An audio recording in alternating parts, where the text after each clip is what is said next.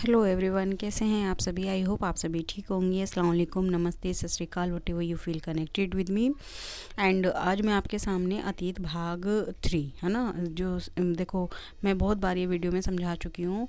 अतीत भाग फर्स्ट ये हमारा है 6th क्लास के लिए, ठीक है।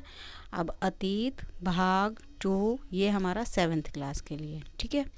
अब अतीत भाग 3 जो कि मैं आप शुरू कर रही हूँ, फर्स्ट चैप्टर इसका, ये है 8th क्लास के लिए। तो मैंने आपको दोनों में 10-10 चैप्टर थे, मैंने कंप्लीट करवा दिए हैं। प्लेलिस्ट बनी हुई है, प्लीज़ जाएं, चेकआउट करिए और मेरे चैनल को प्लीज़ सब्सक्राइब करिए ताकि मैं और ऐसी ही वीडियोस बनाने के लिए मोटिवेट हो जाऊँ, ठीक है। आपका मेरे चैनल में बहुत बहुत स्वागत है। मुझे समय देने के लिए, अपना कीमती समय देने के लिए बहुत बहुत शुक्रिया। एंड आज मैं आपके सामने फर्स्ट चैप्टर लेकर आई हूँ। इसमें भी 10 चैप्टर हैं, ठीक है। अतीत भाग 3 में, पार्ट 3 में हम 10 चैप्टर करेंगे, जिसका आज मैं फर्स्ट चैप्टर करूँगी कि कैसे, कब और कहाँ, ठीक है। तो आपके जो डाउट्स हैं वो प्लीज़ मुझे कमेंट बॉक्स में ही पूछिए, और कमेंट बॉक्स में पूछोगे तभी मुझे क्लियर हो पाएगा। अदरवाइज़ मेरे पास कोई कोर्स सोर्स नहीं है कि आपके और कोई किसी तरीके से डाउट्स लिए जा सकें। तो कमेंट ऐसे वैसे तो इतना मुश्किल सब्जेक्ट नहीं है, ये ईजी है, पढ़ने के बाद भी समझ में आ सकता है। लेकिन ये होता है कि एक वीडियो में एक चैप्टर जब पूरा कंप्लीट हो रहा है 40 मिनट में, 50 मिनट में, तो कोई हर्ज नहीं है ना। तो देखिए हम शुरू करते हैं कि तारीखें कितनी महत्वपूर्ण होती हैं। एक वक्त था जब इतिहासकार तारीखों के जादू में ही खोए रहते थे, है ना। तारीखों के कब किस राजा की ताजपोशी हुई, कब कहाँ का युद्ध हुआ, इन्हीं तारीखों पर गर्मा गर्म बहसें चलती रहती थी। आम समझ के हिसाब से इतिहास को तारीख का पर्याय माना जाता है। मतलब ऐसा माना जाता है कि इतिहास अगर हमें पढ़ना है तो बहुत सारी तारीखें रटनी होंगी। ऐसा नहीं होता है, ठीक है। आपने भी लोगों की यह कहते सुना होगा कि इतिहास तो बहुत उबाऊ है भाई, है ना, बस तारीखें रटते रह जाओ। क्या इतिहास के बारे में यही धारणा है? ये नहीं, ये बिल्कुल गलत धारणा है, ठीक है। हम इतिहास क्यों पढ़ते हैं, ये इसका आज मैं आपको सही सच्चाई बताऊंगी कि हम इतिहास किस लिए पढ़ते हैं, क्यों पढ़ते हैं। तो देखो, आप इतिहास इसलिए पढ़ते हो कि इतिहास हमें सिखाता है, इतिहास, ठीक है। इतिहास हमें सिखाता है कि हमें जीवन कैसे जीना चाहिए। सपोज़ हमने कोई पास्ट में कोई गलती करी है और पास्ट में उस गलती को करने के बाद हम प्रेजेंट में वो गलती ना करें, ये हमें इतिहास सिखाता है। इतिहास हमें ये बताता है कि कौन सी टेक्नोलॉजी किस तरीके से यूज हुई थी, अब उसको हमें कैसे और रिनोवेट करना है, ये हमें बताता है। इतिहास हमारी पुरानी पहचान को बताता है। इतिहास हमारे जीवन के आदर्शों को बताता है, हमारी समझ को बताता है, हमारे जीवन को निखारता है। हमारे पूर्वज कैसे इंटेलिजेंस थे, कैसे उन्होंने दुनिया का जो है सत्कार किया, कैसे उन्होंने इतनी कामयाबी पाई, ये हमें बताता है। तो इतिहास बोरिंग नहीं है, बिल्कुल नहीं है। आप इतिहास को पढ़ोगे तो इसमें बहुत इंटरेस्टिंग फैक्ट होते हैं, बहुत इंटरेस्टिंग बातें होती हैं। अब हम आगे इस चैप्टर के बेस से पढ़ते हैं कि इतिहास आखिरकार है क्या, है ना। इसमें कोई शक नहीं कि इतिहास अलग अलग समय में आने वाले बदलावों में भी होता है। इसका संबंध इस बात से है कि अतीत में चीज़ें किस तरह की थी, उनमें क्या बदलाव आए। जैसे हम अतीत और वर्तमान की तुलना करते हैं, हम समय का जिक्र करने लगते हैं, हम पहले और बाद की बातें करने लगते हैं। मतलब पहले ये होता था, अब ये होने लगा, पहले ये होता था, अब ये करने लगे, है ना, ये होता है। तो रोज़मर्रा की ज़िंदगी में हमें अपने आसपास की चीज़ें पर हमेशा ऐतिहासिक सवाल उठाने नहीं उठते। हम चीज़ों को स्वाभाविक मानकर चलते हैं, मानो जो कुछ हमने देखा वह हमेशा ऐसा ही रहा हो। लेकिन हम सबके सामने कभी कभी अचंभे भी क्षण आते हैं। कई बार हम उत्सुक हो जाते हैं, ऐसे सवाल पूछते जो वाकई ऐतिहासिक होते हैं। किसी व्यक्ति को सड़क किनारे चाय की घूंट भरते देखकर आप इस बात पर हैरान हो सकते हैं कि चाय तो काफ़ी पीने का चलन शुरू हुआ होगा, कब शुरू हुआ होगा, है ना, ऐसे सोचते हैं। रेलगाड़ी के खिलाड़ी से बाहर झांकते हुए आपके जहन में ये सवाल उठता होगा कि रेल का निर्माण कब हुआ होगा, है ना। तो ये ऐसे सवाल है। रेलगाड़ी के आने से पहले लोग दूर दूर की यात्रा किस तरह कर पाते थे। सुबह सुबह अखबार पढ़ते हुए लोग यह जानने के लिए उत्सुक हो जाते हैं कि ज़माने में अखबार नहीं छपते थे, जिस ज़माने में अखबार नहीं छपते थे, उस समय लोगों की चीज़ों की जानकारी कैसे मिलती थी। तो हम इतिहास खाली अकबर का जन्म कब हुआ, शाहजहाँ कब आए और मुमताज़ कब आई, यही खाली इतिहास नहीं है। हम बहुत सी ऐसी चीज़ें, बहुत सी ऐसी घटनाएं पढ़ते हैं जिनको हम अपने रोज़मर्रा की डेली ज़िंदगी में हम पूछते हैं। लेकिन सवाल सिर्फ इतना है कि लोग इतनी रफ्तार से सुपर फास्ट ट्रेन की रफ्तार से भागते हैं कि वो पीछे कभी पलट के देखना ही नहीं चाहते। जो इंसान लाइफ में पीछे पलट के अपनी देखेगा वो कभी भी आने वाले टाइम में कभी भी गलती नहीं करेगा, और इतिहास हमें उन सारी गलतियों से बचाता है। कोई ऐसा सब्जेक्ट नहीं जो हमें गलतियों से होने से बचाता हो, ठीक है, लेकिन इतिहास एक ऐसा सब्जेक्ट है जो हमें गलतियों से बचाता है, ठीक है। तो आप ये देखो, कह रहा है चित्र को ध्यान से देखो। ये चित्र इस प्रकार औपनिवेशिकवाद का बोध करता है। औपनिवेशिकवाद यानी किसी का हमारे ऊपर वर्चस्व आना। अब ये मैं बाद में पढ़ूंगी, पहले ये चित्र पढ़ देती हूँ क्योंकि नीचे जो है उसके बारे में है। देखिए ये देखो, यहाँ पे एक ये है ब्रिटिश, ठीक है, और ये इसको अपना जो है पत्र दे रहे हैं, घोषणा पत्र दे रहे हैं, है ना, और ये भी ब्रिटिश है। और ये देखो इनके कपड़ों में और इनके कपड़ों में कितना ज़मीन आसमान का फ़र्क है। हमारे यहाँ की पहले जो प्रथा थी वही है। तो यहाँ पे लिखा हुआ है Hindustan by J Raman FRS, है ना, 1782। इस थोड़ा सा ब्लर है ये, तो यहाँ पे देखो, यहाँ पे हाँ 1782 यही नीचे भी लिखा हुआ है। ब्रिटिश ब्रिटेनियों को शस्त्र भेंट कर रहे हैं। शस्त्र माने हथियार। जेम्स रेनल द्वारा तैयार किए गए पहले नक्शे का आवरण चित्र 1782 रॉबर्ट क्लाइव ने रेने को हिंदुस्तान के नक्शे तैयार करने का काम सौंपा था। भारत पर अंग्रेज़ों की विजय के समर्थक रेने को वर्चस्व स्थापित करने की प्रक्रिया में नक्शा तैयार करना बहुत महत्वपूर्ण लगता है। इस तस्वीर में दिखाया गया है कि भारत के लोग स्वेच्छापूर्ण यानी खुद अपनी मर्जी से अपने प्राचीन पवित्र ग्रंथ, है ना, ब्रिटिश सत्ता के प्रतीक ब्रिटेनियों को सौंप रहे हैं। मानो वे इस भारतीय संस्कृति की रक्षा के लिए अपने का आग्रह कर रहे हैं। मतलब इनको बोल रहे हैं कि आप हमारे संस्कृति को बचाओ। जबकि देखो, मैं एक चीज़ आपको क्लियर कर दूं कि जब हमारे भारत में ब्रिटिश आए थे, ठीक है, हमारा भारत बहुत ही ज़्यादा, उससे भी ज़्यादा महान था। आने के बाद इन्होंने क्या करा, हमारे भारत को और ज़्यादा दबाते 200 सालों में पूरा नोच डाला, ठीक है। तो ब्रिटिश जो हैं, ब्रिटिशों ने हमारे भारत को पूरी तरह से बर्बाद कर दिया हर तरीके से। यहाँ देखो, यहाँ पे दो विश्वविद्यालय थे, एक नालंदा था, है, एक तक्षशिला था। दोनों ही महान थे। दुनिया भर से लोग बाग यहाँ पे पढ़ाई करने आते थे और हमसे ये बोलते थे आप बर्बर हो, आपको कुछ नहीं आता, आपको पढ़ना लिखना नहीं आता। अगर हम बर्बर होते तो हमारे यहाँ तक्षशिला और नालंदा जैसे विश्वविद्यालय क्यों खुलते, है ना। तो सोचने वाली बात है ना। आप ये भी तो सवाल उठता है कि ब्रिटिश जो है भारत में आए हैं तो उनके साथ हमारी जो पीछे की जो इतिहास रहा है उसको तो आप दबा नहीं सकते हो ना, है ना। तो ये सारे ऐतिहासिक सवाल हमारे समय में सोचने के लिए प्रेरित कर देते हैं कि समय को हमेशा साल या महीनों के पैमाने पर नहीं देखा जा सकता, है ना। कई बार ऐसी प्रक्रियाओं के लिए कोई तारीख या तय करना वाकई गलत होता है जो लंबे समय तक चलती रही हो। भारत में लोगों को अचानक एक दिन सुबह सवेरे चाय पीना शुरू नहीं कर दिया था। मतलब ऐसा उठा नहीं है कि आज मैं उठी, जैसे आज मैं उठी हूँ कल मैं नई डिश कोई बना के तैयार कर दूँ, भाई ऐसा थोड़ी ना हो सकता है। धीरे धीरे लोगों को उसकी हैबिट डली होगी। तो आए यहाँ पर ब्रिटिश लोग और लेकर आ गए चाय पत्ती, और चाय पत्ती बेचने लगे। धीरे धीरे उनको उनके मुंह लग गई और आज भारत का पेयजल हो गया। सुबह उठते ही चाय बनती है हर घर में, है ना। भारत में लोगों ने अचानक एक दिन सुबह सवेरे उठते ही चाय पीना शुरू कर दिया था क्या? इसका सवाल धीरे धीरे उनकी जुबान पर चढ़ा। इस तरह की प्रक्रियाओं को कोई स्पष्ट तिथि नहीं हो सकती। इसी तरह ब्रिटिश शासन में स्थापना के लिए भी कोई तिथि नहीं बता सकते। राष्ट्रीय आंदोलन किस दिन शुरू हुआ, या अर्थव्यवस्था या समाज में किस दिन बदलाव आए, यह बताना भी संभव नहीं है। ये सारी चीज़ें एक लंबे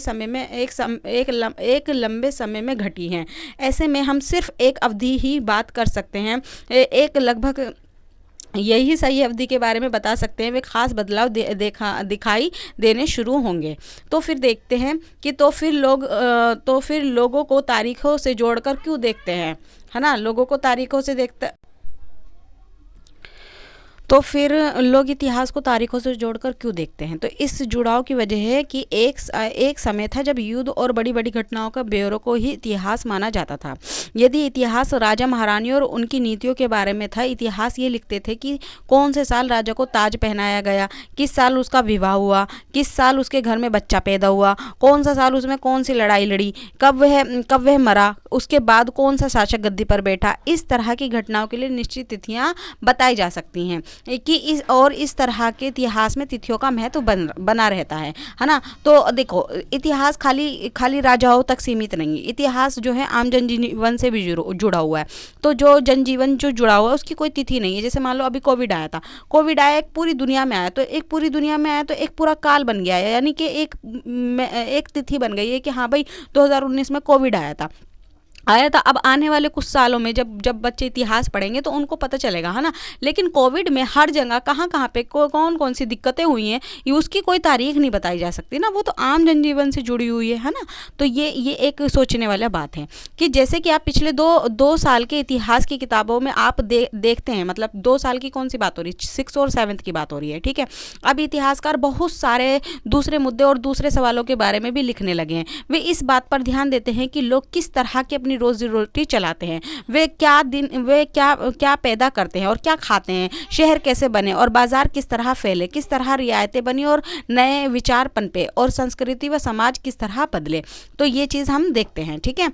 अब मैं देखती हूँ, ये एक चित्र आप देख लो, ये क्या है, लिप्टॉन्स टी, है ना, टीज। और यहाँ पे ये क्या है, कह रहा है कॉफ़ी एंड प्रोविशंस, है ना। यहाँ आप देखो, यहाँ पे ये देखो टी बेचने का कितना बढ़िया तरीका है। ये एक एडवर्टाइजमेंट है, आप देखो ये कैलेंडर पे बनाया गया है ना, कैलेंडर पे बनाया गया। और ये जो है पीछे की पूरी संस्कृति, यानी ये घोड़े समेत पूरा भारतीय संस्कृति दिखाई गई है। और इस पे एक ब्रिटिश ये इनका अधिकारी बिठा दिया है कि ये जो है टी खरीदो, है ना, ऐसे पी के आप तरोताज़ा हो जाओगे। और नाम क्या है यहाँ पे, ये यूरोपियन नाम है, यानी कि इंग्लैंड का ही नाम है। कह रहा है विज्ञापन भी पसंद नापसंद तय होती है। पुराने विज्ञापनों में हम ये है समझने में मदद मिलती है कि नए उत्पादों को बाजार किस तरह तैयार हुए हैं, किस तरह नई रुचियां चलन में आई। 1922 में लिप्टन चाय के लिए तैयार किया गया है। यह विज्ञापन इस तरह की ओर संकेत करता है कि दुनिया भर के शाही लोग यह चाय पीते हैं। यानी जो देखो पीछे का जो बैकग्राउंड देख रहे हो ना, ऐसे लग रहा है भाई राजा महाराजा ही ये टी पीते होंगे, है ना,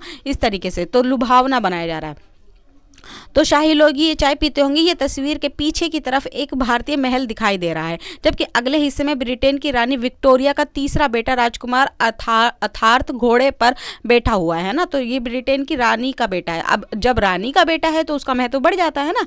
राजकुमार अर्थार्थ को ड्यूक ऑफ कनॉट की पदवी दी गई है ना। तो यहाँ पे आप देख सकते हो, ठीक है, इस तरीके से। अब जब इतना बड़े पद का राजा जो है यहाँ पे बैठेगा तो वो तो भाई बिकेगी ना टी, है ना, कि भाई हम भी पीना चाहिए, हम भी विक्टोरिया के मुरीद हो जाएंगे, है ना। तो देखो कौन सी तारीख, कुछ तारीखों को महत्वपूर्ण मानने का पैमाना न क्या होता है।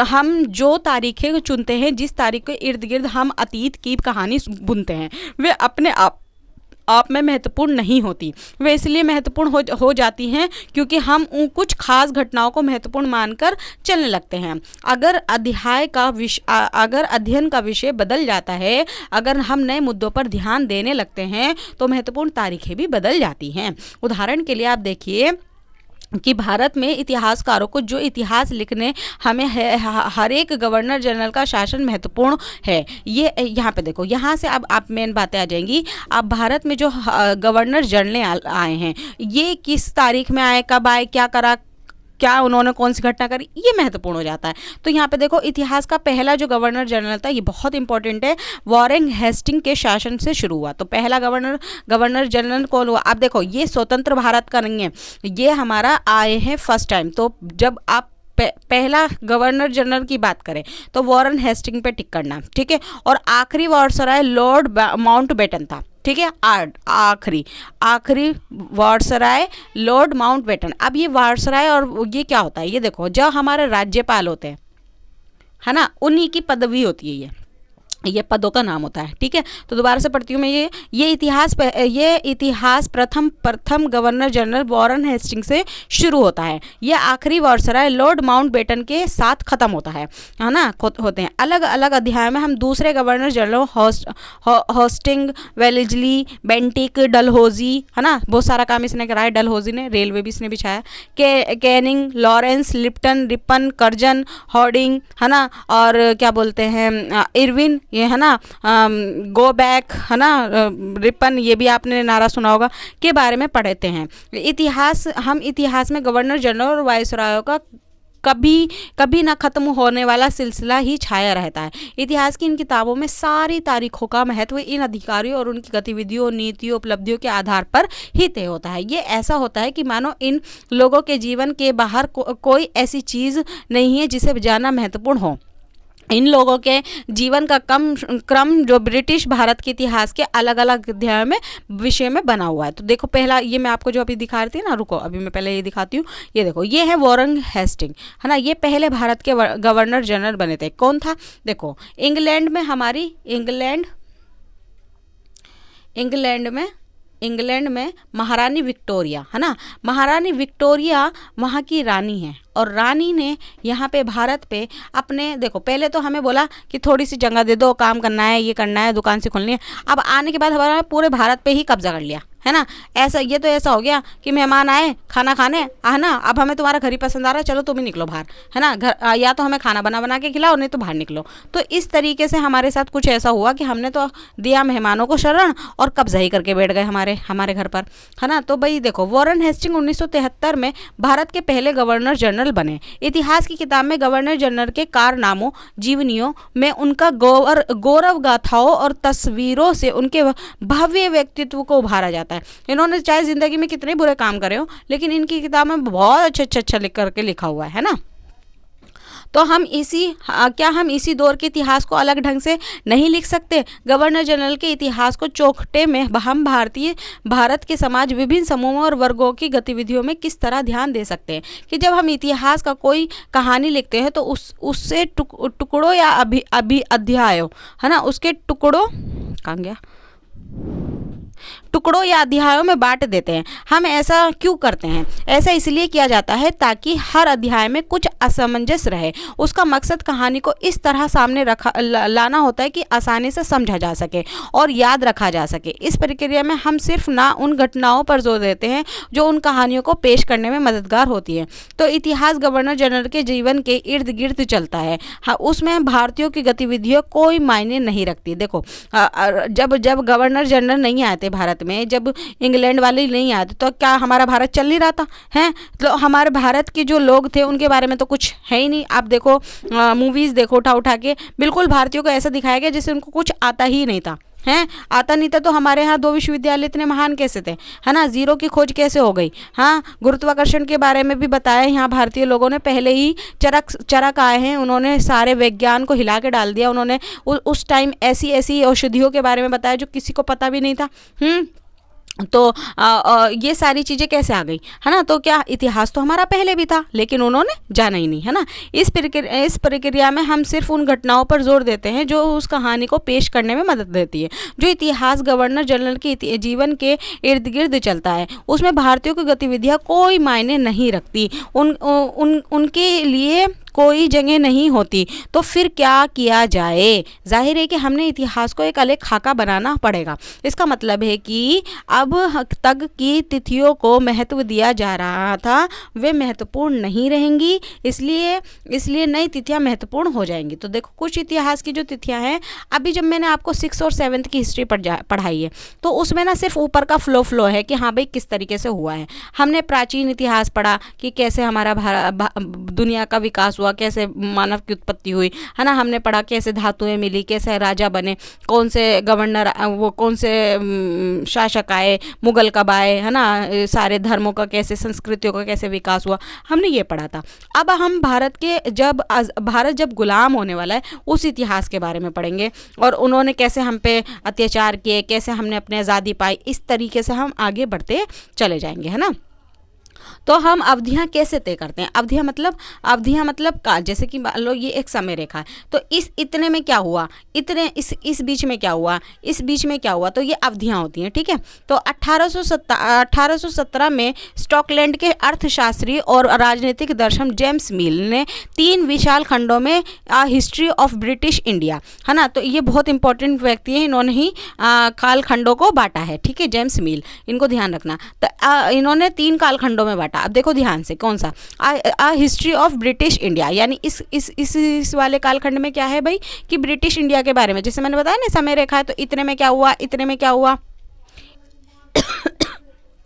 सॉरी, इतने में क्या हुआ, इतने में क्या हुआ, ये तो हिस्ट्री ऑफ ब्रिटिश यानी ब्रिटिश भारत का इतिहास नामक एक पुस्तक लिखी। इस किताब में उन्होंने भारत के इतिहास को हिंदू, मुस्लिम और ब्रिटिश इन 3 कालखंडों में बांटा। मतलब यहाँ पे हिंदुओं के बारे में हैं और यहाँ पे मुस्लिम है ना, और यहाँ पे ब्रिटिश। तो ऐसे कभी हो सकता है? ये वाला फेल हो गया है, ये वाला फेल हो गया। ये तो अच्छा नहीं है ना भाई, ऐसे थोड़ा ना बांटोगे कि हिंदुओं के बारे में पढ़ो, मुस्लिम और फिर ब्रिटिश, इन 3 कालखंडों में बांटा। इन कालखंडों के निर्धारित को ज़्यादातर लोगों ने मान भी लिया है ना। क्या आपको भारतीय इतिहास को समझने के तरीके में कोई समस्या दिखाई दे रही है? हाँ देती है, हाँ भाई देती है। ऐसे थोड़ा ना, थोड़ा पहले थी हिंदुओं के बारे में, फिर मुस्लिम, फिर ब्रिटिश, ऐसे नहीं, ऐसे समझ में नहीं आएगा। फिर आगे चल के एक और हुआ, ठीक है, अगला देखते हैं। ये तो ऊपर वाला तो फेल हो जाएगा, ठीक है। अब कह रहा है इतिहास को हम अलग अलग कालखंडों में बांटने की कोशिश क्यों करते हैं? मतलब देखो, हम अपनी सुविधा के लिए करते हैं। इतनी बड़ी समय रेखा है, हमें नहीं पता ना कि क्या, हाँ हम कहेंगे भाई पढ़ लो, कोई कोई यहाँ से पढ़ेगा, कोई यहाँ से पढ़ेगा, कोई यहाँ से, उसे समझ में नहीं आएगा, होच पोच हो जाएगा दिमाग में, है ना। वैसे इतिहास इतना बड़ा है, रोज दिन हर दिन इतिहास बनता है। तो हमें हमारी सुविधा के लिए भाई इतने इतने काल में क्या हुआ, मान लो 2000 लेकर चलते, 2000 के बीच में क्या क्या घटनाएं घटी, फिर यहाँ पे 4000, 2000 का गैप अंतराल रखे, है ना, तो यहाँ पे क्या क्या घटनाएं घटी। इस तरीके से हम अपनी सुविधा के लिए कालखंडों में बांटते हैं, ना कि अपने किसी और मकसद के लिए। तो इतिहास को हम अलग अलग कालखंडों में बांटने की कोशिश क्यों करते हैं? कि कोई भी एक वजह है, हम एक दौर की खासियतों, उसके केंद्रित तत्वों को पकड़ने की कोशिश करते हैं, है ना। मतलब इस दौर में जैसे यहाँ से यहाँ तक क्या हुआ था, है ना भाई, कौन सी ऐसी मुख्य घटनाएं हैं, उसे ही कोई पकड़ लेंगे, उसी को मेन कर लेंगे। जैसे मुगल साम्राज्य में मुगल काल जब आया तो मुगलों ने क्या क्या करा, उसी को पकड़ लिया हमने अच्छे से, है ना, पकड़ने की कोशिश करते हैं। इसलिए ऐसे शब्द महत्वपूर्ण हो जाते हैं कि जिसके सहारे हम समय को बांटते हैं। ये शब्द अतीत के बारे में हम विचारों को दर्शाते हैं। वे हमें बताते हैं कि एक अवधि में दूसरी अवधि के बीच आए बदलावों क्या महत्व है। ये भी पता चल जाता है कि भाई जैसे कि ये कालखंड है, जो इसमें हुआ था क्या इसमें भी हुआ है ना, ये भी पता चल जाता है हमें। तो क्या हुआ, मिल को लगता है, मिल जेम्स मिल का मतलब है यहाँ पे जेम्स लगा लेना भाई, कभी तुम गन्ना मिल समझ लो, है ना। जेम्स मिल को लगता है कि सारे एशियाई समाज के सभ्यता के मामले में यूरोप से पीछे है। मतलब एशिया मतलब हमारे लोगों की बात करी जा रहा है, हमारा भारत एशिया में आता है ना, और यूरोप से पीछे है, यानी हम इनसे सारे मामलों में पीछे हैं। इतिहास की इसकी समझदारी ये थी कि भारत में अंग्रेजों के आने से पहले यहाँ हिंदू और मुसलमान तानाशाहों का ही राज चलता था। यानी सिर्फ जब ब्रिटिश नहीं आते, सिर्फ हिंदू और मुस्लिम ही एक दूसरे पे राज करते थे। यहाँ चारों ओर केवल धार्मिक बेर, है ना, देखो इसकी सोच देखो क्या क्या बता रहा है भारत के बारे। इसने मुझे लगता है अच्छा पढ़ाई नहीं था, खाली बुरा पढ़कर आ गया यहाँ पर, है ना। तो इन्हें धार्मिक बेर, जातिगत बंधनों और अंधविश्वासों का ही बोलबाला था। हमारे भारत में बहुत सारी विविधता थी, वो इसको पता ही नहीं थी, ठीक है। मिल की राय में ब्रिटिश शासन भारत को सभ्यता की राय पर ले जा सकता था। इस काम के लिए जरूरी था कि भारत में यूरोपीय शिष्टाचार, कला, संस्थाओं और कानूनों को लागू किया जाए। मिल तो ये सुझाव देता है कि अंग्रेज़ों को भारत के सारे भूभाग पर कब्जा कर लेना चाहिए। अच्छा जी, है ना, इसके घर वालों ने दिया था भारत को, तो ताकि भारतीय जनता को ज्ञान और सुखी जीवन प्रदान किया जा सके। उसका मानना था कि अंग्रेज़ों की मदद से बिना हिंदुस्तान प्रगति नहीं कर सकता। अच्छा, इनने बचपन से सोच लिया था हिंदुस्तान में हम ही तरक्की करेंगे जाके, हैं। देखो ये कहना चाह रहा है कि भाई इतिहास जो है ना, इतिहास से मतलब हम लोग जब तक इनको कुछ नहीं आता था, मतलब हम लोग कुछ जानते ही नहीं थे, हैं। ऐसी दुनिया को हमने शून्य दे दिया, ऐसे ही हमने सब कुछ चरक संहिता दे दी, है ना। तो ये कह रहा है कि जब तक अंग्रेजों को ना पूरे भारत पर कब्जे कर लेना चाहिए ताकि उनकी प्रगति हो सके, हैं। भाई तुम नहीं भी आते ना, हम तब भी कर लेते और तुमसे ज़्यादा कर लेते, पता नहीं क्यों आ गए थे 200 साल, है ना। इतिहास की धारणा से अंग्रेजी शासक प्रगति और सभ्यता का प्रतीक है। अंग्रेजी शासक से पहले सारा अंधकार था, मतलब यहाँ पे अंधकार का मतलब कुछ हो ही नहीं रहा था यहाँ पे। क्या इस तरह की धारणा को स्वीकार किया जा सकता है? नहीं, बिल्कुल नहीं, है ना। मैं तो पहले से विरोध कर रही हूँ, है ना। क्या कह रहा है, क्या इतिहास के किसी दौर को हिंदू या मुस्लिम दौर कहा जा सकता है? ऐसा बिल्कुल नहीं हो सकता। और भी तो धर्म रहते थे, पारसी थे, सिख थे, बौद्ध थे, जैन थे, ईसाई थे, है ना, सब थे ना। क्या इन सारे दौर में इस तरह के धर्म एक साथ नहीं चलते थे? किसी युग को केवल उस काल के उस समय के शासकों को धर्म के हिसाब से तय करने की ज़रूरत क्या है? अगर हम ऐसा करते हैं तो इसका मतलब ये कहना चाहते हैं कि औरों के जीवन और औरों के तरीकों का कोई महत्व नहीं होता। हमें याद रखना चाहिए कि प्राचीन भारत में सारे शासकों को एक ही धर्म नहीं होता, है ना। तो अलग अलग धर्म के भी होंगे, इसका तो सोचना बिल्कुल बेकार था। तो कह रहा है अंग्रेजों द्वारा सुझाए गए वर्गीकरण से अलग हटकर इतिहासकार भारतीय इतिहास को आमतौर पर प्राचीन, मध्य और आधुनिक, ये बात हुई हमारे काम की, है ना। तो देखो यहाँ पे इतिहास को हमने प्राचीन, मध्य और आधुनिक, है ना, 3 कालखंडों में बांटा। शॉर्ट में लिख देती हूँ, यहाँ पे आएगा नहीं। हाँ, तो आधुनिक, अब देखो प्राचीन, मध्य और आधुनिक, इन 3 कालखंडों में बांटा। इसमें भी हमने पढ़ते हैं पूरा पाषाण, मध्य पाषाण, नवपाषाण, है ना, ये भी पढ़ते हैं हम। तो ये सही तरीका है भाई। ये क्या होता है, हिंदू, मुस्लिम, ब्रिटिश। हाँ, तो इसीलिए मैं आपको कह रही थी, जेम्स मिल ने जो बेवकूफ़ी दिखाई है ना, उसको कह रही थी मैं, ध्यान रखना कि अंग्रेजों द्वारा सुझाए गए वर्गीकरण से हटकर इतिहासकार भारतीय इतिहास को आमतौर प्राचीन, मध्य और आधुनिक काल में बांटकर देखते हैं। इस विभाजन को भी अपनी समस्या, इस काल को इस खंडों में बांटने की यह समझ भी पश्चिम से आई है। पश्चिम यानी यूरोप की साइड से, है ना। पश्चिम में आधुनिक काल को विज्ञान, तर्क, लोकतंत्र, मुक्ति और समानता जैसी आधुनिकता की ताकत के विकास का युग माना जाता है। भाई देखो, नाम से ही पता चल रहा है आधुनिक। आधुनिक यानी कि विज्ञान तो आएगा ही, लोकतंत्र, मुक्ति, समानता जैसी चीज़ें भी आएंगी, है ना।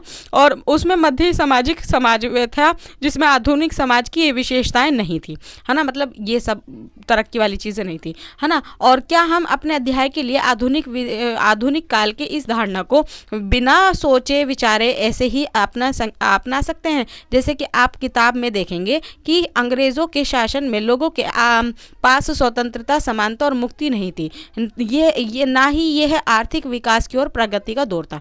देखो, मैं मानती हूँ कि हमारे भारत में जब स्टार्टिंग में है तो बहुत ज़्यादा गरीबी थी। कुछ लोग बहुत ज़्यादा अमीर थे और कुछ लोग बहुत ज़्यादा गरीब थे। राजा का शासन था, अलग अलग प्रांत थे, अलग अलग कस्बे थे, है ना। तो वहाँ पे उनको एक सरकार नहीं थी, एक तरीके से कुछ कमांड करने वाला नहीं था, है ना। और लेकिन हमारा भारत जो है ना बहुत ही ज़्यादा अमीर था। भले ही वो पढ़ाई भी बहुत थी यहाँ पे, लेकिन हर चीज़ की एक कमांड नहीं थी चलने वाली। तो इसीलिए ये बोल रहे हैं कि क्या हुआ, अंग्रेज़ों ने अपने हाथ में कमांड ले ली। अब जब एक के हाथ में कमान चली जाएगी तो काम तो वैसे ही होगा ना जैसे वो चाहेंगे, है ना। 200 साल वो लोग यहाँ पे जो भी करके गए हैं, काम करके गए, वो हमारे देश के लिए बहुत कुछ करके भी गए थे। उन्होंने सोचा था यहाँ तो हमें रहना ही है, तो इस घर को क्यों ना बना लिया जाए, संवार लिया जाए, क्यों ना इसको अच्छे से कर दो। तो उन्होंने रेल बिछाई, पटरियाँ बिछाई, बिल्डिंगें बनाए, पुल बनाए, स्कूल बनाए, विद्यालय बनाए, विश्वविद्यालय बनवाए, है ना। उन्होंने सोचा था हमें यहाँ ज़िंदगी भर रहना है, लेकिन उन्होंने क्या पता था 200 साल बाद उनका पत्ता साफ होने वाला है। तो हमने अब उन चीज़ों पर उनको बरतना, जो रेलवे लाइन बिछाई है ना, डलहौजी नहीं बिछाई है वो, ठीक है। डलहौजी गवर्नर जनरल है, डलहौजी, उसके टाइम आई है ना। तो बहुत सारे इतिहास इस युग को औपनिवेशिक युग कहा जाता है। औपनिवेशिक का मतलब होता है दूसरे देश पर अपना अधिकार कर लेना। तो ऊपर कुछ रह तो नहीं गया, मैं देख लेती हूँ। हाँ, गतिविधि आती है कि अपनी माँ या परिवार के किसी अन्य सदस्य से बात करके उनके जीवन के बारे में पता लगाएं, है ना। आवाज़ देख लेती हूँ, कम तो नहीं है, नो। हाँ, पता लगाएं, क्या पता लगाएं। अब उनके जीवन को अलग अलग कालखंडों में बांटकर उनके प्रत्येक अवधि की महत्वपूर्ण घटनाओं की सूची बनाएं। मतलब अपनी मम्मी से कहें अपने जीवन के बारे में बताएं। अब उन्हें बांट दिया, मान लो उन्हें पहले बालपन, फिर यौन अवस्था, फिर वृद्धावस्था, 3 अवस्थाओं में बांट दिया, है ना। अब उनके अलग अलग कालखंडों में उनकी जो महत्वपूर्ण चीज़ें उनको बारे में पता लगाओ, है ना। स्पष्ट करें कि आप कालखंडों को किस तरह तय करते हैं। तो ये हो गया ना, तीनों बांट दी मैंने, मध्य, बाल और यस। तो आते हैं औपनिवेशिक क्या होता है ना। चलो पढ़ लेते हैं। आई होप आपको समझ में आ रहा हो, आज की क्लास समझ में आ रही हो आपको।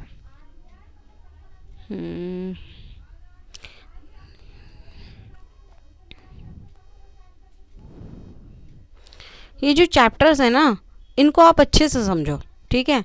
क्योंकि इतिहास जो है ऐसे छोटी सी तो वीडियो बन नहीं पाएगी भाई इतिहास की। ये कोई ऐसा तो है नहीं कि भाई मैं कुछ इजी सब्जेक्ट पढ़ा रही हूँ, इजी तो है ही वैसे, लेकिन ऐसा नहीं है कि मैं बिल्कुल ही हिंदी पढ़ा रही हूँ या कुछ जिसमें छोटी सी वीडियो करके मैं ख़त्म कर दूँ। मुझे पूरा चैप्टर मुझे ऐसा लगता है कि अभी तक मैंने खुद भी यूट्यूब पे मैं खुद भी पढ़ती हूँ, ऐसी कोई बात नहीं है कि नहीं पढ़ती हूँ, लेकिन 1 घंटे की वीडियो में मैंने बहुत कम देखा है एक चैप्टर को कंप्लीट कराते हुए, और NCERT को मैंने कम देखा है। तो आप प्लीज़ इस वीडियो को देखें, सब्सक्राइब करिए, लाइक करिए, शेयर करिए। मुझे अच्छा लगता है जब मेरे सब्सक्राइब बढ़ते हैं ना, मुझे ऐसा लगता है 2 वीडियो और बनाऊँ, है ना। तो ऐसा लगता है मुझे। तो आप मुझे प्लीज़ मोटिवेट कीजिए। तो हो गया। हाँ, तो औपनिवेशिक क्या होता है। इस किताब में आप पढ़ेंगे कि किस तरह अंग्रेज़ों ने हमारे देश को जीता और स्थानीय नवाबों और राजाओं को दबाकर उन पर अपना शासन स्थापित किया। ये देखते हैं कि किस तरह उन्होंने अर्थव्यवस्था समाज पर नियंत्रण स्थापित किया, अपने सारे खर्चों को निपटाने के लिए राजस्व वसूल किया, अपनी ज़रूरतों की चीज़ों को सस्ती कीमतों पर खरीदा, निर्यात के लिए महत्वपूर्ण फसलों की खेती कराई। और इन सारी कोशिशों के कारण क्या बदलाव आए, है ना। आप ये भी जानने की कि ब्रिटिश शासन के कारण यहाँ की मूल मान्यताओं, पसंद नापसंद, रीति रिवाजों, तौर तरीकों में क्या बदलाव आए। जब एक देश पर दूसरे देश के दबदबे, यहाँ से समझो ये उपनिवेशक की परिभाषा, जब एक देश पर दूसरे देश के दबदबे से इस तरह की राजनीतिक, आर्थिक, सामाजिक, सांस्कृतिक बदलाव आते हैं तो इस प्रक्रिया को औपनिवेशीकरण कहते हैं। तो यहाँ से इसका आंसर लगा लेना, ठीक है, इसका आंसर लगा लेना ये रहा। तो लेकिन जल्द ही आप ये समझ जाएंगे कि सारे वर्ग और समूह इन बदलावों को एक ही ढंग से अनुभव नहीं कर सकते। इसलिए हम इस किताब को हमारे अतीत यानी हम इसके बारे में एक तरीके से सोच ही नहीं सकते, यानी कई अतीतों पर केंद्रित नाम दिया है ना। समझ में आ गई आपको अतीत क्यों नाम पड़ा है इसका। कह रहा है कि ऐसे दोबारा समझो, लेकिन जल्द ही आप ये समझ जाएंगे कि सारे वर्ग समूह इन बदलावों को एक ही ढंग से अनुभव नहीं कर सकते। इसलिए इस किताब को हमारे अतीत यानी कई अतीतों पर केंद्रित नाम दिया गया है। हमारे अतीत, मेरा अतीत नहीं बोला गया, हमारे अतीत। हमारे अतीत यानी हम बहुत सारी चीज़ों को लेकर एक साथ चल रहे हैं, है ना, ये बोल रहा है कि हम किस तरह जानते हैं कि भारतीय इतिहास के पिछले 250 साल का इतिहास लिखने के लिए इतिहासकार कौन से स्रोत का इस्तेमाल करते हैं। देखो, एक 200 साल इतना कम समय तो होता नहीं, बहुत लंबा समय होता है, तो इसीलिए इसको हम किस तरीके से देखेंगे। तो पहला देखते हैं कि प्रशासन अभिलेख तैयार करता है। अंग्रेजी शासकों द्वारा तैयार किए गए सरकारी रिकॉर्ड इतिहासकारों का एक महत्वपूर्ण साधन होते हैं। अंग्रेजों की मान्यता था कि चीज़ों को लिखना बहुत महत्वपूर्ण होता है। उसके लिए हर निर्देशों, हर योजना, नीतिगत फैसले, सहमति, जांच को साफ साफ लिखना जरूरी है। ऐसा करने के लिए चीज़ों का अच्छी तरह अध्ययन किया जा सकता है और उन पर वाद विवाद किया जा सकता है। इस समझदारी के चलते ज्ञापन, टिप्पणियां और प्रतिवेदन पर आधारित शासन की संस्कृति पैदा हुई है। अंग्रेज़ों को यह भी लगता था कि तमाम अहम दस्तावेज और पत्रों को संभाल कर रखना ज़रूरी है। लिहाजा उन्होंने सभी शासकीय संस्थाओं में अभिलेख कक्ष, अभिलेख मतलब जहाँ पे पुरानी चीज़ें, सब इतिहास, सारी चीज़ें रखी जाती हैं। हमारे भी अभिलेखागार होते हैं, है ना, इतिहास को पढ़ने के लिए, और सारी ज़रूरतों की चीज़ें वहाँ पर होती हैं, है ना, बनवा दिए। तहसील के दफ्तर, कलेक्टर कमिश्नर के दफ्तर, प्रांतीय सचिवालय, कचहरी, सब के अपने रिकॉर्ड रूम होते थे। महत्वपूर्ण दस्तावेज को बचाकर रखने के लिए अभिलेखगार, अवाइक, है ना, इसको यहाँ पर ये दिल्ली में भी बहुत बड़ा अभिलेखगार है ना, और संग्रहालय जैसे संस्थाएं भी बनाए गए हैं। 19वीं सदी के शुरुआत में प्रशासन की एक शाखा से दूसरी शाखा के पास भेजे गए पत्रों और विज्ञापनों को आज भी अभिलेखगार में देख सकते हैं। वहाँ आप जिला अधिकारी द्वारा तय किए गए नोट्स और रिपोर्ट्स पढ़ सकते हैं। यहाँ ऊपर बैठे अफसरों द्वारा प्रांतीय अधिकारियों को भेजे गए निर्देशों और सुझाव देख सकते हैं। 19वीं सदी की शुरुआत सालों में उन दस्तावेजों को सावधानीपूर्वक नकलें बनवाई गई। नकलें मतलब उनकी कॉपीज बनवाई गई, है ना। उन्होंने खुशन वीसी के माहिर लिखते हैं। खुशन वीसी या सुलेखन वीस ऐसे लोग होते हैं जो बहुत सुंदर ढंग से चीज़ें लिखते हैं। उन्होंने 19वीं सदी के मध्य तक छपाई तकनीक भी फैलने लगी। इस तकनीक के सहारे अब सारे सरकारी विभाग की कार्रवाई के दस्तावेज कई प्रतियां बनाई जाने लगी। पहले नहीं थी, छपाई खाना नहीं है पहले, अब बने हैं छपाई खाने 19वीं सदी में। उससे पहले क्या होते थे, हाथ से ही लिखते थे, है ना। पहले ही पढ़ देती हूँ। गृह विभाग की भेजी गई रिपोर्ट। सन 1946 में भारत की औपनिवेशिक सरकार शाही भारतीय नौसेना के जहाज़ों में सिपाहियों की बगावत को कुचलने का प्रयास कर रही थी। उस समय विभिन्न बंदरगाह क्या होते हैं, जैसे ये समुद्र है ना, समुद्र है। अब यहाँ पर आकर जो जहाज़ रुकता है, यहाँ पर रुकने की जगह होती है, इसको बोलते हैं बंदरगाह, ठीक है। तो समझ में आ गया कि उस समय विभिन्न बंदरगाहों में गृह विभाग को जो रिपोर्ट मिल रही थी उनमें कुछ नमूने इस प्रकार है कि बम्बई देखो, जो बंदरगाह होगी वो समुद्र के किनारे ही होंगे ना, तो इस साइड मुंबई है, तो यहाँ पे देखो मुंबई में इस बात का इंतजाम कर लिया गया कि सेना जहाज़ों और दफ्तरों पर कब्जा कर ले। शाही नौसेना है जहाज़ें अभी भी बंदरगाह से बाहर रहें, तो यानी कि बंदरगाह से आप बाहर रहने देंगे और उन नौसेनाओं पर उनका कब्जा कर ले। कराची कहाँ पर है? पाकिस्तान में। पहले तो भारत पूरा एक ही था ना, है ना। तो 301 विद्रोहियों को गिरफ्तार कर लिया गया। कुछ अन्य संदेहास्पद विद्रोही भी गिरफ्तार किए गए। सारे दफ्तर सैनिक का निगरानी में थे, है ना। विशाखापट्टनम कहाँ पर आएगा, है ना। विशाखापट्टनम बताओ मुझे। मैप अच्छा याद कर रहे हो कि नहीं कर रहे हो? मैप याद कर लो भाई, देखो कुछ नहीं होने वाला। मैप भी ना याद करें, मैं ऐसे ही बताती रहूँगी, प्लेस आपके दिमाग में ऐसे घूमता रहेगा। आप इंडिया का मैप लेकर आओ, दो स्टेट याद करो, उसके साथ साथ उसकी कैपिटल भी याद करते रहो, ठीक है। मैप याद कर लो, क्योंकि मैं जब विशाखापट्टनम बता रही हूँ मुझे समझ में आना चाहिए तुम कहाँ, मैं नहीं बता रही हूँ कहाँ पर है, आप खुद ढूंढो जाके विशाखापट्टनम। जहाँ भी आप पढ़ते हो, जहाँ भी स्टडी रूम है, वहाँ पर आप मैप लगाओ, इंडिया का और वर्ल्ड का दोनों, ठीक है। क्योंकि इसके बाद इंडिया की वर्ल्ड की हिस्ट्री शुरू हो जाएगी। 9th क्लास में कुछ चैप्टर वर्ल्ड के हैं, है ना। 10th में भी वर्ल्ड है, हाँ। 11th तो पूरा ही वर्ल्ड है। तो फिर कैसे करोगे? ऐसा नहीं होने वाला ना भाई। मैप याद करो भाई, ठीक है। क्योंकि इसके बाद मैं पॉलिटिकल साइंस पढ़ाऊंगी, वहाँ भी मैप चाहिए मुझे। विशाखापट्टनम स्थिति पूरी तरह नियंत्रण में है और यही हिंसा नहीं हुई। जहाज़ों और प्रतिष्ठानों पर सैनिक गार्ड तैनात कर दिए गए। किसी परेशानी की उम्मीद नहीं है, सिवाय इसके कि संभव है कि कुछ सिपाही काम पर ना आए, है ना। तो ये किसने रिपोर्ट बनाई थी भाई? Director of intelligence headquarters India command situation report संख्या नंबर 7 फाइल नंबर 5। देखो ये ना तारीख लिखी हुई है, ये ब्रिटिश तारीख ऐसे लिखते हैं। ये ना 5वां महीना है और 21 तारीख है और ये है 46 सन, है ना। 1946 ऊपर भी दिया हुआ है ना, 1946 ये सन है। तो ये है गृह राजनीतिक भारत सरकार। तो पहले तो इन्हीं के अंडर में थे ना सब चीज़ें। तो अब आते हैं, ये कह रहा है सर्वेक्षण का महत्व। तो देखो सर्वेक्षण क्या है? औपनिवेशिक शासन के दौरान सर्वेक्षण का चलन भी महत्वपूर्ण हो गया। सर्वेक्षण माने जगह जगह घूमना, रिपोर्ट लेना, है ना। अंग्रेजों का विश्वास था कि किसी देश पर अच्छी तरह शासन करने के लिए उनको सही ढंग से जाना जरूरी है। तो वो जाके पता करते थे क्या क्या करते थे। ये लोग ना बहुत तेज थे, पहले ना हमारी बातों को समझ लेते थे, सुन लेते थे, फिर उसके बाद हम अपने नए तड़का मसाला लगा के हम पे कब्जा करते थे। 19वीं सदी की शुरुआत तक पूरे देश का नक्शा तैयार करने के लिए बड़े बड़े सर्वेक्षण किए जाने लगे। गाँव में राजस्व सर्वेक्षण किए गए। इन सर्वेक्षणों में धरती की सतह, मिट्टी की गुणवत्ता, वह मिलने वाली पेड़ पौधे और जीव जंतु तथा स्थानीय इतिहास। तो देखो ये जैसे कि बच्चा क्लास में जाता है ना, तो होमवर्क कर दिया जाता है, ये होमवर्क कंप्लीट करके जाएगा तो उसे आसानी होगी क्लास में। ऐसे ना ये भी लोग भी ना अपना होमवर्क कर रहे हैं। देखो होमवर्क कर रहे हैं कि भारत की धरती के बारे में पूरी तरह जान रहे हैं, कहाँ पेड़ पौधे मिलेंगे, कहाँ जीव जंतु मिलेंगे, फसलों का पता लगाया। अंग्रेजों की राय में इलाकों को शासन चलाने के लिए इन सारी बातों को जानना जरूरी है। 19वीं सदी के आखिर में हर 10 साल में जनगणना भी की जाने लगी। मतलब कितने लोग भारत में आ रहे हैं, कितने लोग जा रहे हैं, ये सब जनगणना की जाने लगी, है ना। जनगणना के जरिए भारत के सभी प्रांतों में रहने वाले लोगों की संख्या और उसकी जाति, इलाके, व्यवसाय के बारे में भी जानकारी इकट्ठा की जाने लगी। इसके अलावा वनस्पति सर्वेक्षण, प्रगति वैज्ञानिक सर्वेक्षण, पुरातत्वीय सर्वेक्षण, मानव शास्त्रीय सर्वेक्षण, वन सर्वेक्षण के दूसरे सर्वेक्षण भी किए। तो इन्होंने पूरा होमवर्क अपना कंप्लीट कर लिया। फिर उसके बाद उन्होंने कहा अब तो भाई हम अपना काम शुरू कर देते हैं, है ना।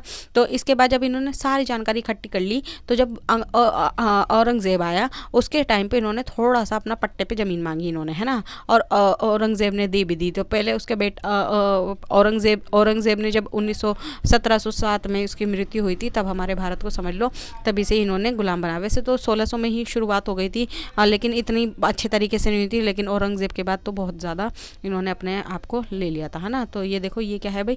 ये देखो ये एक फल है, शरीफा का पौधा। हमारे भारत में अभी भी बिकता है ये शरीफा, बहुत मीठा होता है खाने में ये, है ना। शरीफे का पौधा 1970 का दशक अंग्रेजों द्वारा बनाए गए वनस्पति उद्यान और प्राकृतिक इतिहास के संग्रहालयों में विभिन्न पौधों के नमूनों और उसके संबंधित जानकारी इकट्ठा की जाती हैं। इन नमूनों के चित्र स्थानीय कलाकारों से बनवाए जाते थे और इतिहासकार इन बातों पर ध्यान दे रहे हैं कि इस तरह की जानकारी किस तरह इकट्ठा की जाती थी और उनके औपनिवेशिक के बारे में क्या पता चलता है। तो ये हमें सारी जानकारी बताते हैं। ये देखो ये पहले का हमारा जो है, ये देखो आप, मैंने ऊपर कुछ रह तो नहीं गया, मैं एक सेकंड देख लेती हूँ। यस ये रह गया है, ठीक है। ये देखो, ये क्या है भाई, ये है हमारा अभिलेखगार। इसमें क्या होता है, पुराना रिकॉर्ड रखा जाता है। जैसे सपोज एक एग्जांपल देती हूँ, अगर मान लो आप कोई ज़मीन खरीद रहे हो, है ना, ज़मीन खरीद रहे हो आप, ठीक है। आपने ज़मीन खरीदी, ज़मीन की ना 3 कॉपियाँ होंगी, ठीक है। एक तो सरकार रखेगी, सरकार, है ना, ज़मीन की सरकार कॉपी रखेगी अपने अभिलेखगार में, ये जो पीछे दिया हुआ है। दूसरी कॉपी खरीदने वाला रखेगा, है ना,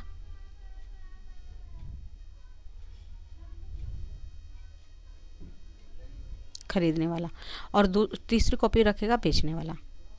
तो जो हमारी ये खरीदने और बेचने वाले की मान लो कॉपी खो भी जाती है, तो इसकी एक कॉपी सरकार के पास पहले से सुरक्षित है और वो रखेगा अभिलेखगार में, इसीलिए अभिलेखगार वो जो है इंपॉर्टेंट हो जाते हैं। अब मैंने आपको खाली मकान के कागज़ के बताएं, और भी बहुत सारी चीज़ें होती हैं, ठीक है, जो अभिलेखगार में रखी जाती है। तो कह रहा है जो भारतीय राष्ट्रीय अभिलेखगार, है ना, अभी भारतीय राष्ट्र लिखा हुआ है, ठीक है, तो 1920 के दशक में बनाया गया। जब नई दिल्ली का निर्माण हुआ तो राष्ट्रीय संग्रहालय और राष्ट्रीय अभिलेखगार दोनों ही वारसराय के निवास के नज़दीक बनाए गए।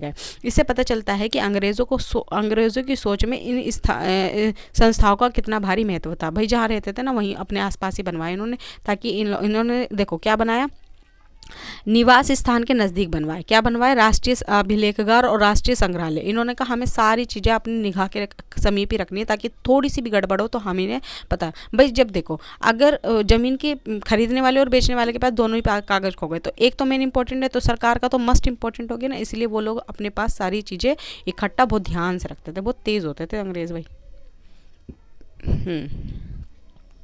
अब देखो ये क्या कह रहा है, रिकॉर्ड अधिकृत रिकॉर्ड से क्या पता नहीं चलता। तो रिकॉर्ड के इस विशाल भंडार से हम बहुत कुछ पता लगा सकते हैं, फिर भी इस बात को नज़रअंदाज नहीं किया जा सकता कि ये सारे सरकारी रिकॉर्ड हैं, है ना। इससे हम यही पता चलता है कि सरकारी अफसर क्या सोचते थे, उनकी दिलचस्पी किन चीज़ों में थी, और बाद के लिए वे इन चीज़ों को रखना चाहते थे। इन रिकॉर्ड से हमें ये समझने में हमेशा मदद नहीं मिलती कि देश के दूसरे लोग महसूस क्या करते थे, है ना, उनकी कार्यवाही की क्या वजह क्या थी। इन बातों को जानने के लिए हमें कहीं और देखना होगा। जब हम देखते दूसरे स्रोतों को तलाश में निकलते हैं तो उनका कोई भी कमी नहीं रहती, लेकिन सारी रिकॉर्ड्स के मुकाबले उन्हें ढूंढना ज़रा मुश्किल साबित होता है। लिहाजा रिकॉर्ड से लोगों की डायरियाँ, तिथियाँ, यात्राओं, यात्रियों की स्मरण, महत्वपूर्ण लोगों की आत्मकथाएँ, स्थानीय बाज़ारों में बिकने वाली लोकप्रिय पुस्तिकाएँ महत्वपूर्ण हो जाती हैं। जैसे जैसे छपाई की तकनीक फैली, अखबार छपने लगे, विभिन्न मुद्दों पर जनता में बहस भी होने लगी। नेताओं और सुधारकों ने अपने विचारों को फैलाने के लिए लिखा, कवियाँ और उपन्यासकारों ने अपनी भावनाओं को व्यक्त करने के लिए लिखा, है ना। लेकिन ये सारे जो स्रोत हैं उन लोगों में रचे जो पढ़ना लिखना चाहते थे। इसलिए हमने यह नहीं लगता कि आदिवासी और किसान, खदानों में काम करने वाले मजदूर, सड़कों पर जिंदगी गुजारने वाले गरीब किस तरह के अनुभव से गुजर रहे थे, हमें नहीं पता चलता। भाई देखो, एक पढ़े लिखे समाज के बारे में तो हमें पता चल रहा है कि ये इस काम के लिए करता है, क्योंकि वो लिख भी रहा है पढ़ने के साथ साथ, है ना। लेकिन एक गरीब आम आदमी, उसके बारे में नहीं पता चल रहा है कि वो किस तरीके से उस टाइम क्या दुर्दशा से कैसे अपने जीवन को जी रहा है ना। अगर हम थोड़ी और कोशिश करें तो हम इस बारे में भी जान सकते हैं। जैसे जैसे आप किताब में आगे पढ़ेंगे आपको समझ में आने लगेगा, है ना। तो ये तो चैप्टर ही खत्म हो गया। अच्छा चलो ऊपर पढ़ते हैं हम। हाँ, ये कह रहे हैं आपको समझ में आने लग जाएगा कि भाई क्या क्या जो है बातें रही होंगी, है ना। देखो ये मैं बता देती हूँ, ये देखो आप ध्यान से देखना, ये क्या है, यहाँ पे ना सर्वेक्षण चल रहा है, ध्यान देना आप। देखो यहाँ पे जितने भी ब्लैक कोड दिख रहे हैं ये हमारे अधिकारी हैं, अंग्रेज़ अधिकारी, ठीक है। और ये भारतीय हैं जो बाकी काम कर रहे हैं। काम तो इनको करना चाहिए, करवा हमसे रहे हैं। कह रहे बंगाल में मानचित्रण और सर्वेक्षण कार्य चल रहा है, जिसमें जेम्स प्रियसन छपाई करवाने आए थे भारत में, छपाई कारखाना छपवाया था इन्होंने, है ना। बनाई गई तस्वीर 1832 में है। ध्यान देखें कि सर्वेक्षण में इस्तेमाल होने वाले सारे उपकरणों को चित्र के अगले हिस्से में दिखाया गया है। चित्र के अगले हिस्से में दिखाया गया है।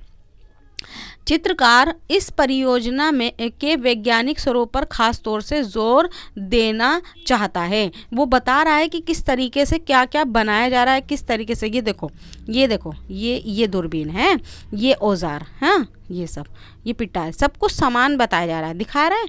अब नीचे वाला दिखाती हूँ, उससे आपको और समझ में आएगा।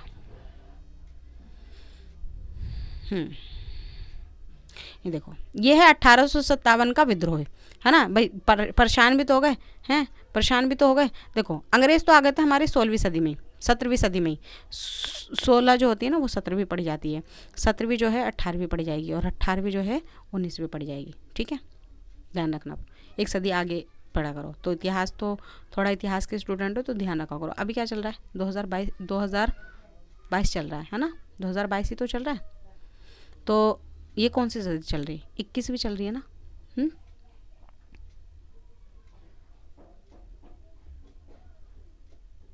जब तक पूरा नहीं हो जाएंगे ना 100 साल, 21वीं सदी चलेगी।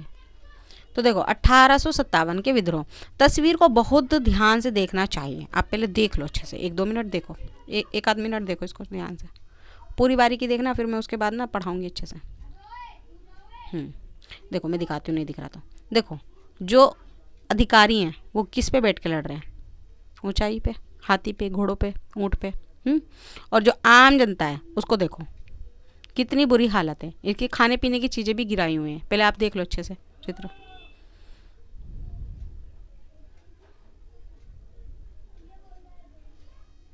अब आगे देखते हैं। देखो, इस तस्वीर को बहुत ध्यान से देखना चाहिए, हम चित्रकार की सोच पता चलती है। 1857 के विद्रोह के बाद अंग्रेज़ों द्वारा तैयार किए गए सचित्र पुस्तकों में यह तस्वीर कई जगह दिखाई देती है। इस तस्वीर के नीचे लिखा था कि बागी सिपाही, बागी मतलब जो भाग जाते हैं, लूट खसोट में लगे हुए हैं। लूट मतलब ये क्या कर रहे हैं, लूट रहे हैं इनको, बागी सिपाही इनको लूट खसोट रहे हैं। अंग्रेज़ों की नज़र में विद्रोही जनता लालची थी, दुष्ट और बेरहम थी। मतलब आम जो लोग हैं वो चोर समझ रहे हैं इनको, कि चोर हैं ये लोग। हाँ, बागी मतलब बागी सिपाही लूट खसोट में लगे हुए हैं। अंग्रेज़ों की नज़र में विद्रोही जनता दुष्ट और बेरहम थी। इस विद्रोह से इस बारे में आप अध्याय 5 में देखोगे। और ठीक है, इसीलिए मैंने आपको ये चित्र जो है दिखाया है। रोक कर 2 मिनट वीडियो। अब देखो, इंसानों के खाने लायक नहीं, इंसानों के खाने लायक नहीं। अब देखो, अंग्रेज़ों की सोच देखना। अखबारों से देश के विभिन्न विभागों से चले आ रहे आंदोलनों का पता चलता है। ये 1946 में हुई पुलिस की एक हड़ताल की खबर दी गई है। पुलिस में 2000 से ज़्यादा पुलिस वालों ने बृहस्पतिवार सवेरे अपने कम वेतन और पुलिस लाइसेंस बावर्ची खाने से आने वाले घटिया खाने के खिलाफ खाना खाने से इनकार कर दिया। अब देखो खाना कैसा था।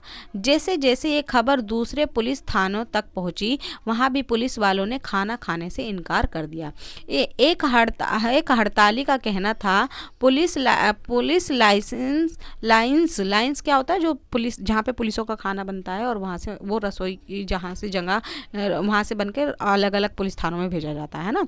तो पुलिस लाइंस की रसोई में हमारे लिए जो खाना आता है वो कोई इंसान नहीं खा सकता। हमें जो चपाती और दाल खानी पड़ती है उसे जानवर तक नहीं खा सकता। तो ये किसने रिपोर्ट छापी है? हिंदुस्तान टाइम्स 22 मार्च 1946 में। ठीक है, तो ये चैप्टर आपका पूरा हो चुका। आप ये गतिविधि पढ़ लेते हैं अपनी कि स्रोत 1 और 2 देखो, क्या आपको प्रतिवेदना के स्वरूप का कोई फर्क दिखाई देता है? बताइए कि आपको क्या फर्क दिखाई देता है ना। तो पहला ये वाला स्रोत पहला बोल रहा है, ये स्रोत पहला है हमारा रिपोर्ट, है ना, भारत की जो नौसेना की रिपोर्ट है जहाँ पे बंदरगाहों को रोका गया था। और ये स्रोत 2 है हमारा, ये वाला। तो इन दोनों में आप क्या देख सकते हो, है ना। फिर आपको क्या क्या, आइए कल्पना करें। कल्पना का क्वेश्चन अब ऐसा आ गया है ना। थोड़ा जैसे जैसे देखो भाई, क्लास जैसे जैसे बढ़ेगी ना, बच्चों वाली चीज़ें ख़त्म होती चल जाएंगी। और अब बड़े क्लासेस में बड़े बड़े चैप्टर होंगे, छोटा छोटा लिखा होगा। तो आप इस चीज़ की आदत डाल लेना, क्योंकि अब पहले जो हमने भाग 1 देखा वो बिल्कुल ही थोड़ा बच्चों की तरह था। अब 7th में आए हम और थोड़ा सा कम हो गया। अब 8th में आए, अब और कम हो जाएगा, है ना। 9th तक तो समझ लो बचपना आपका चला ही गया। कल्पना कीजिए कि आप इतिहासकार हैं। यदि आप यह पता लगाना चाहते हैं कि आज़ादी मिलने के बाद एक दुर्गम आदिवासी इलाके की खेती में क्या बदलाव आए। आज़ादी मिल गई तो आपकी उसकी खेती में क्या बदलाव आए। इन जानकारियों को ढूंढने के लिए विभिन्न तरीकों की सूची बनाइए। ठीक है, तो ये अब मैं क्वेश्चन इनको बाद में करवाऊंगी। और 48 मिनट की वीडियो हो चुकी है, लगभग 50 मिनट की वीडियो हो चुकी है। आई होप आपको मेरी वीडियो पसंद आई हो। प्लीज़ मेरे चैनल को सब्सक्राइब करिए, लाइक करिए, शेयर करिए, कमेंट करिए ज़रूर, और दोस्तों को बताइए। एक ही वीडियो में एक चैप्टर कंप्लीट करवा दिया जाता है। ठीक है, तो thank you so much everyone. ऐसे ही पढ़ते रहिए, ऐसे ही भारत का नाम रोशन करते रहिए, और पढ़ेंगे। आने वाला टाइम बिल्कुल बस पढ़ाई लिखाई में लगाइए। आने वाला टाइम पढ़ने वालों का ही रह जाएगा। हर चीज़ डिजिटल हो रही है ना। और हमें आज से ही अपने बच्चों को पैम्पर करना चाहिए कि पढ़ो पढ़ो अच्छे से, सब चीज़ करो, पढ़ो भी, लिखो भी, खेलो भी, कूदो भी, हर चीज़ करो। टेक्नोलॉजी भी है आजकल। ठीक है, तो thank you so much everyone अपना अपना कीमती समय देने के लिए। जय हिंद, जय भारत।